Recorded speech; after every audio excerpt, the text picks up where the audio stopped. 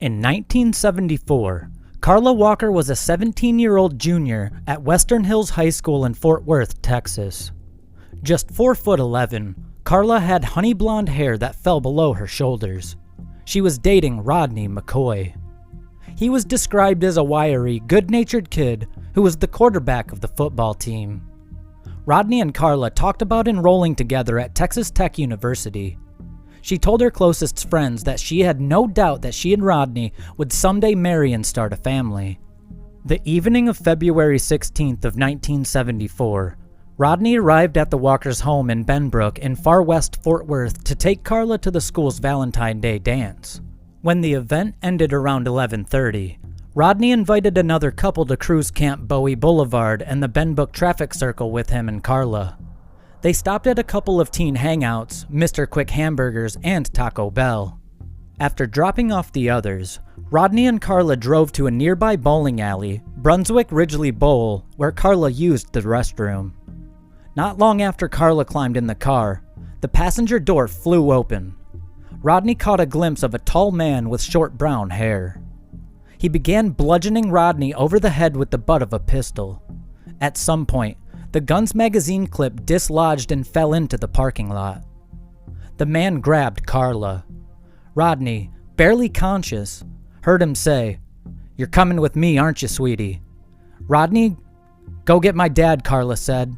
"Go, get my dad."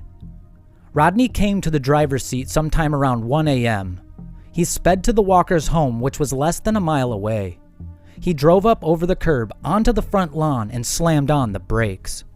Carla's parents, Leighton and Doris, were still awake playing dominoes in the dining room with relatives. Carla's little brother Jim, who was 12 years old, and her elder sister Cindy, who was 18, were in the living room watching television. They heard someone banging at the front door and were stunned to see Rodney, blood dripping down his face. He was frantic. "Mr. Walker, they've got her," he shouted. "They're gonna hurt her bad."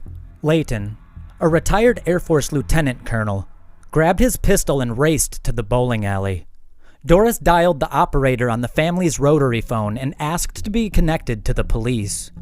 Searching the parking lot, they found Carla's purse along with the magazine clip that had been ejected from the assailant's weapon.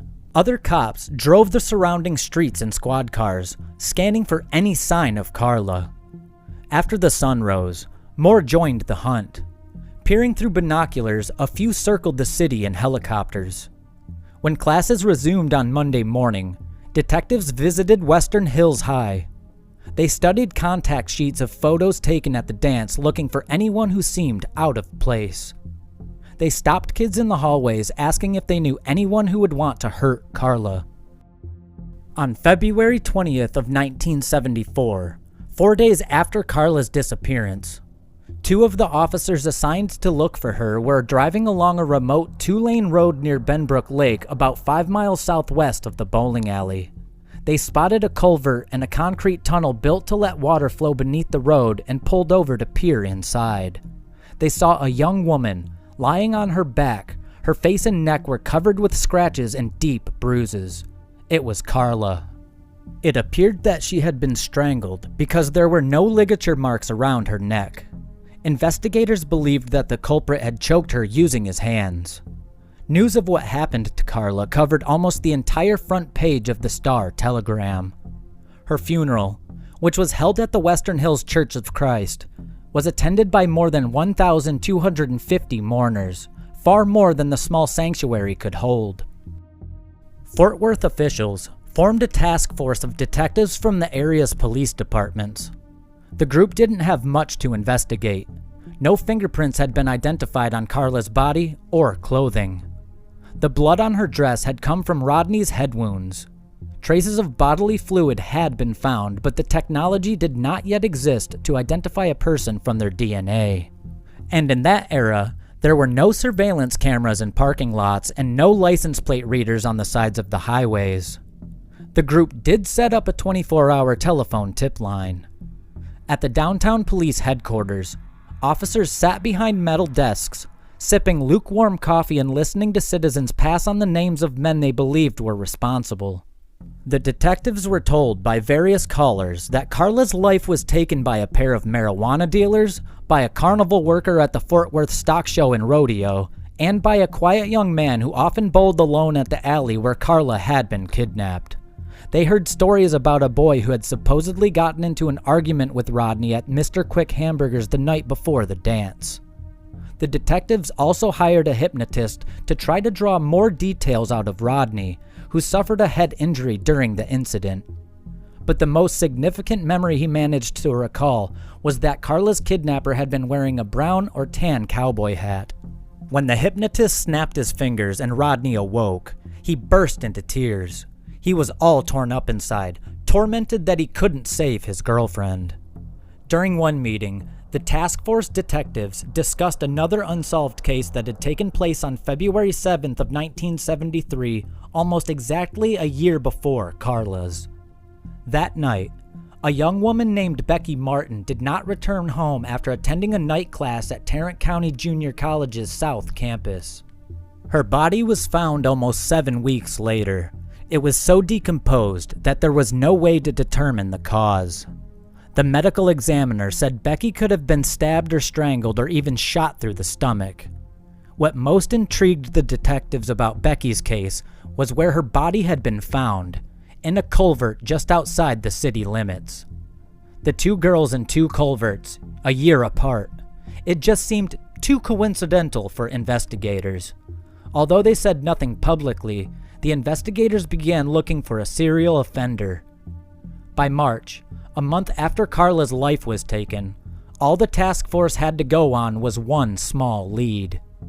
The detectives learned that the magazine clip found in the bowling alley parking lot belonged to a newer model .22 Ruger handgun. They asked the federal government's Bureau of Alcohol, Tobacco, and Firearms to provide them with the names of anyone living in Fort Worth who had purchased that model. The ATF came up with a list of a couple dozen people, and the task force set out to interview each one of them. One man on the list was 31-year-old truck driver named Glen McCurley. McCurley was raised in West Texas, the eldest of 3 boys. When he was a teenager, his parents sent him to the Westviews Boys Home in southwestern Oklahoma. Westview, which is sponsored by the Churches of Christ, promotes itself as a place for those who are deprived due to sickness in their family, boys experiencing significant problems in living with their family, boys needing supervision, and delinquent boys, those who have violated the law but who are not in need of treatment or detention, and abandoned, abused, or neglected boys.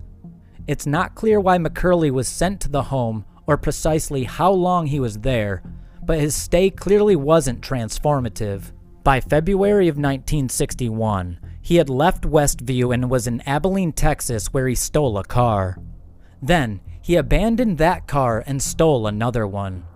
The State Highway Patrol began to pursue him and shot out one of his tires. He drove the vehicle onto a vacant lot and attempted to escape on foot, but was quickly captured. In court, McCurley pleaded guilty and received a 2-year sentence. He was released early in the spring of 1962 when he was 19. He eventually moved to Midland, where he met a blonde high school student named Judy Watson.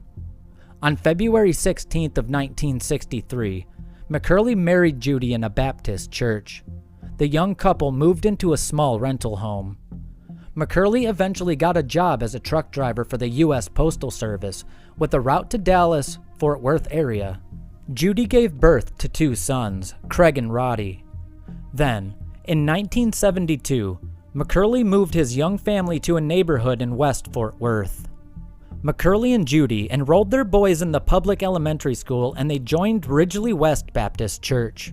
McCurley got another truck driving job, hauling prefabricated slabs of concrete to construction sites. Judy worked at the church's daycare center. One man who knew McCurley did note a distasteful habit. He'd see a pretty girl and say something like, "Take a look at that." In early March of 1974, 2 detectives arrived at McCurley's home to interview him about his Ruger .22 pistol. When the officers asked about the gun, McCurley said that it had been stolen 6 weeks earlier from his pickup truck while he was fishing. He then agreed to come to downtown and take a polygraph test, which he passed. The task force promptly eliminated him as a potential suspect. By late spring of 1974, investigators still had little to show for their work. The task force didn't officially disband, but many of the detectives were ordered by their supervisors to return to their other cases. Strangers would occasionally call the Walkers' house, many of them anonymously, claiming they had information about who ended Carla's life. Layton talked to all of them. He took notes and kept them in a metal box the size of a cigar box. He wrote down names and addresses of potential suspects, and he drew circles on maps where he had been told the culprit lived. He was not going to rest until he knew the man responsible was behind bars. When Carla's younger brother Jim turned 16 and got his driver's license, he began spending his free time helping his dad hunt for the perpetrator. Sometimes on the anniversary, he would prowl the parking lot of the Brunswick Ridgely Bowl looking for anyone suspicious. Jim took boxing lessons at the Panther Boys Club, joined the high school's wrestling and football teams, and went on long runs through his neighborhood. "I wanted to be ready in case I ever came across the culprit," Jim said. "My plan was to overpower him and take him someplace far away, maybe somewhere out in West Texas where no one can hear him scream." On February 19th of 1977, almost precisely 3 years after Carla's body was found, someone came across the body of 25-year-old June Ward, a vocational nurse lying next to a curb in South Fort Worth. June was naked except for a bra strap wrapped around her neck. She'd been strangled and beaten over the head with what the one reporter described as a sharp, heavy object. Detectives who had worked on the Carla Walker task force couldn't help but notice the similarities between the two crimes. Then, on July 9th of 1980, the body of a 19-year-old woman named Denise Hogue, described in the newspaper as an unemployed drifter, was found a few feet from a creek bridge in South Fort Worth. She too had been strangled. 2.5 years later, in February of 1983, the body of Christy Tower, a waitress at the family Billy Bob's Texas nightclub in the Stockyards, was discovered in a field north of the city. Her hands were bound with electrical wire, and another wire was twisted around her neck. Like the other crimes, Christy's case remained a mystery. Though, a few days after her body was found, detectives received a curious bit of news. They learned that Christy's purse had been found in a dumpster behind Cheers, a bar on Champ Bowie Boulevard. Cheers was only a half a mile from the Brunswick Ridgely bowling parking lot, the place where Carla had been kidnapped in February of 1974. Residents were getting more worried about the prospect of a serial offender. Such concerns grew when Catherine Davis, a 23-year-old aspiring model, went missing on September 9th of 1984. Her body was found in a field in far South Fort Worth. About a month later, on October 19th, Marilyn Hartman, a 25-year-old middle school teacher, was found gagged and strangled in her Fort Worth bedroom. Just 3 days after that, Cindy Heller, a 23-year-old Texas Christian University graduate and former beauty contestant, disappeared after last being seen near Hewlin Mall. She was later found strangled in a creek bed on the Texas Christian University campus. The tragedies kept piling up. On November 26th of 1984, Catherine Jackson, another local middle school teacher, was found naked in her bathtub with the water still running. She had been strangled with a cord. 2 weeks after that, Angela Ewert, a 21-year-old part-time model and programmer for an FM rock station, left her fiancé's house in southwest Fort Worth. The following day, her car was found abandoned by a highway in a southern part of the city, and her decomposed remains were eventually discovered in a field north of Fort Worth. On the evening of December 22nd, just days before Christmas, 21-year-old Regina Grover was seen with her boyfriend walking out of the Keg, a restaurant on Camp Bowie. She was found the next day, strangled and drowned in a creek under a bridge in North Fort Worth. Her boyfriend, who was found in his bed at his apartment, had been fatally bludgeoned. Fort Worth women, especially those living in the southwestern part of the city, were panicking. Local media reported on skyrocketing gun and mace sales. When the police department offered a free seminar on self-defense, more than 3,000 attended, most of them women. The police department formed another task force. "We're going to break this thing," Police Chief H.F. Hopkins promised. Detectives questioned every suspect, from ex-cons with long rap sheets to a freelance photographer. The investigation, though, was fruitless. The only welcome news was a lull in crimes. The culprit, if it was one culprit, seemed to have retreated. That was until February 24th of 1986. A passerby came across a woman's unclothed body, partially wrapped in a blanket, lying on a hillside near a park in central Fort Worth. She had been strangled, but the police could not identify her through the usual means, fingerprints, or dental records. Nor did they receive any reports about a missing woman that might have provided a clue. Another year passed, and then another, and this time it really did appear as if the unknown man committing all these crimes had retreated for good. Carla Walker's little brother Jim had not given up. After graduating from Western Hills High, Jim had attended Sam Houston State University, where he read books on serial offenders and took courses in abnormal psychology so that he could better understand what he described as the criminal mind. After he graduated from college, he moved back to Fort Worth and applied to become an officer with the city's police department. His plan was to get promoted to detective and get his hands on Carla's files and find the man responsible.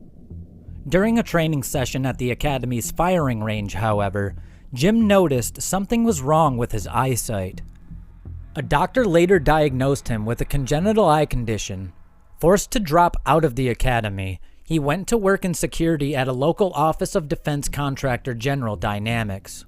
But he continued hunting for the man responsible.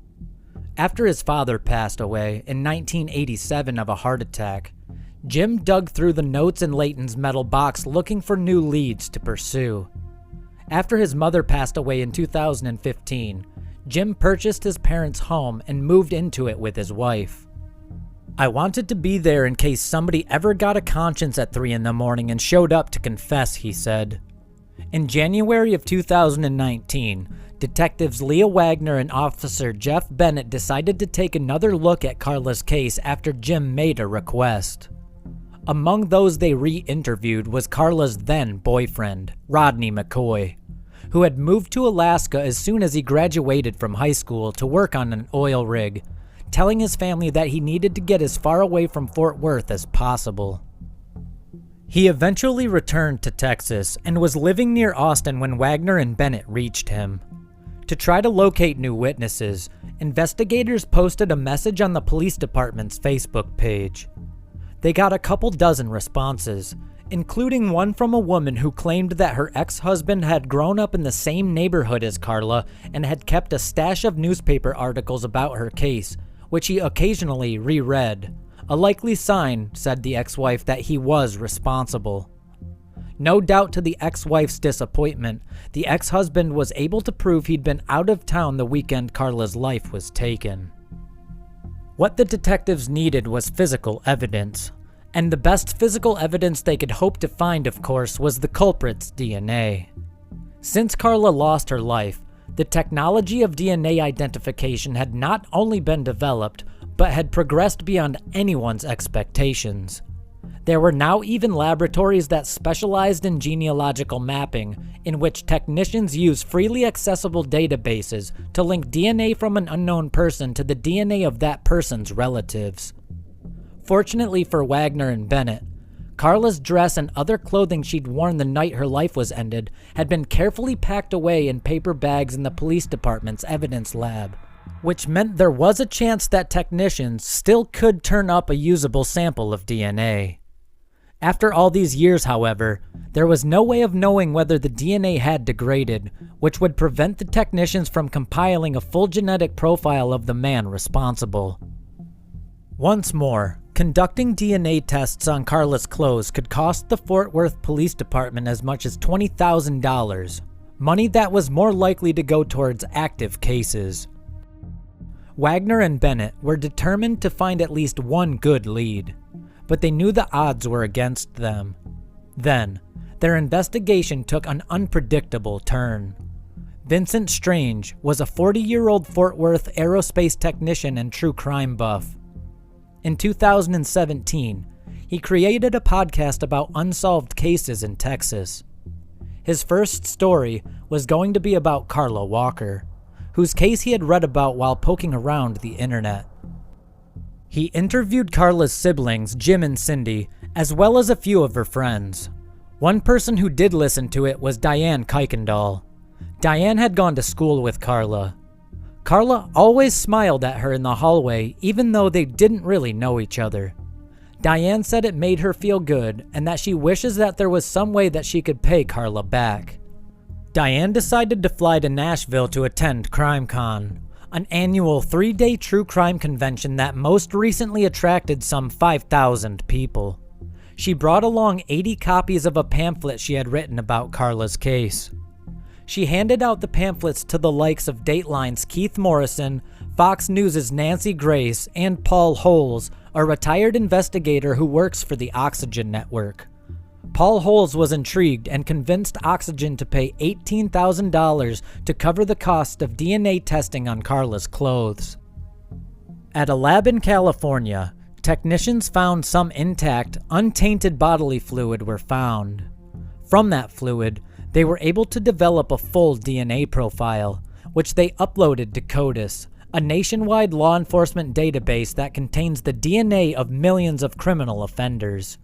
CODIS, however, couldn't find a match.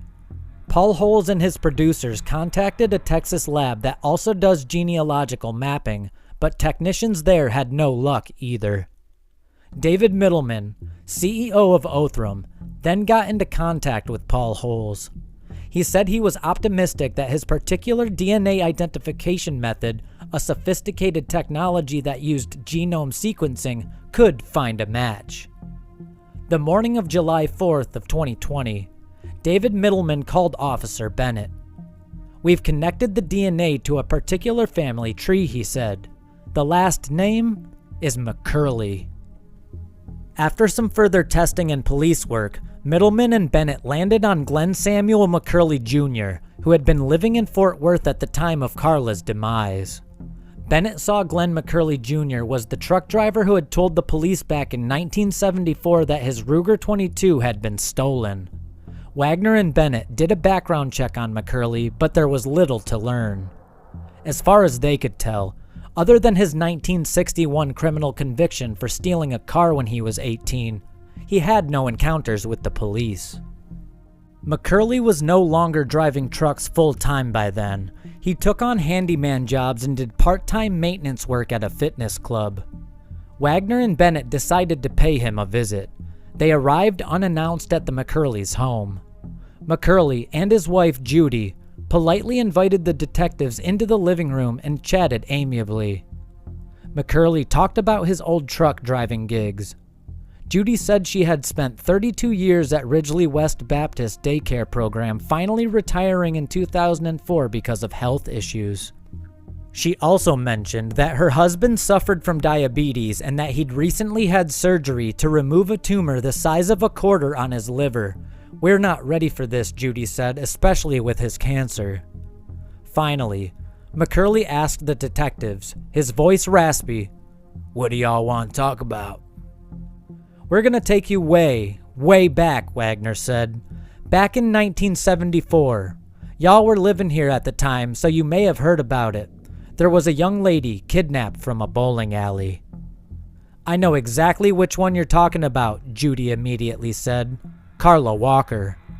Judy later told detectives she could remember where the Walker family lived on Williams Road. "They kept her room the same way it was," she said. "They kept her car still parked in the driveway for years and years. You'd drive by and see that car parked in the driveway, and it was just absolutely heartbreaking." Detective Wagner said that she and Bennett had reopened the investigation and were contacting those who had been interviewed by police in 1974. "It's a huge case," she said, And we saw at one point they had talked to you, Mr. McCurley. Wagner asked McCurley if she could take a DNA sample. It would be the easiest way to eliminate him as a suspect, she explained. McCurley hesitated. Then he took a pen, signed a consent form, and opened his mouth so Wagner could dab the inside of his cheek with a Q-tip. Looking on, Judy told the detectives, I hope you find out who is responsible. That girl needs to be remembered as someone who mattered. 11 days later, after lab techs verified that the DNA from McCurley's cheek perfectly matched the DNA found on Carla's bra strap, the members of the U.S. Marshals North Texas Fugitive Task Force arrived at his house to arrest him. He was driven downtown to the police department, where he waived his right to have a lawyer present during his interrogation. For several minutes, he sat alone in an interview room. At first, he denied any involvement. He claimed he had never seen Carla Walker before. Finally, he said with tears welling in his eyes, "Okay, I did do it, I guess." He told the detectives that on the afternoon of February 16th of 1974, he had drunk whiskey and beer for several hours. He said he began driving around and parked in some parking lots. At one point, he drove to the bowling ball place. It seemed as if McCurley was about to confess. Instead, he told the detectives he'd heard a girl screaming in a nearby car. "I went over there to see if I could help. This big guy had her up against the door, jerking her around." McCurley said he opened the front passenger door and gotten into a tussle with the boy. He pushed him off Carla, led her back to his car, and then drove her to another parking lot. She started hugging me, thanking me, and one thing led to another. He claimed that everything that happened between him and Carla was consensual, and he did not know what had happened to her after that. After speaking to his court-appointed attorneys, McCurley pleaded not guilty. His attorneys argued in their court filings that Othram Labs' DNA test was flawed and that Wagner and Bennett had coerced McCurley into a false confession. The attorneys also portrayed McCurley as feeble. This man poses no threat to anyone. As far as I can tell, he has led an utterly uneventful life. 9 months later, on June 16th of 2021, the first pretrial hearing open to the public took place. Wearing a green jail-issued jumpsuit, McCurley was pushed into the courtroom in a wheelchair. When the actual trial got underway, a few months later, Carla's boyfriend Rodney testified about the night she vanished. Retired Detective Jim Minter took the stand to talk about the original investigation into Carla's case, and Wagner and Bennett testified about their own police work. Prosecutors D'Avignon and Emily Dixon unfolded the powder blue dress Carla had been wearing the night she was abducted and presented it to the jury. They also played 3 hours of the videotaped interview that Wagner and Bennett had conducted with McCurley after his arrest. And then, the prosecutors revealed a surprise piece of evidence, McCurley's .22 Ruger, which he claimed had been stolen. Police had discovered it during a search of his home hidden away in a compartment above a door.